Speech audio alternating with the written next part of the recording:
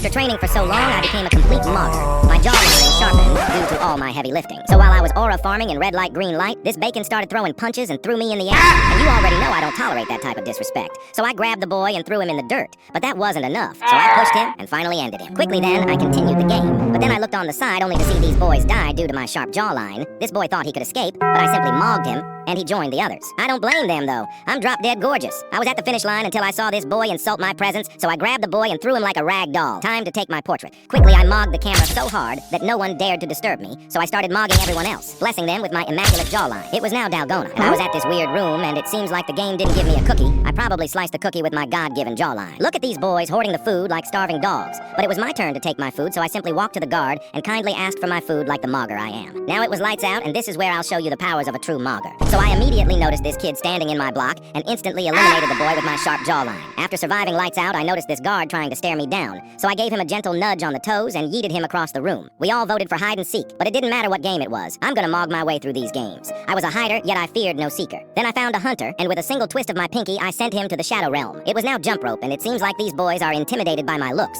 afraid to be cut by my sharp jawline. So of course I completed jump rope with ease, doing 360 no-scopes while still mogging the camera. It was now glass bridge, so I started predicting all possible outcomes, which meant I already knew we would pass this with ease. I didn't even need to mog anyone here. Time to mingle, and we were put in groups of 2, so I easily passed and aura farmed. But looks like this boy got too scared of my aura. It was groups of 2 again, and I went into the room with this blondie. Once again, I mogged the camera, but the boy got so scared he even tried running. You can't escape my beautiful face, boy. Finally, it's the Sky Games, and if you want to mog people like this, like and subscribe. So they all started ganging up against this poor boy. He got beaten and sadly grabbed, then thrown into the abyss.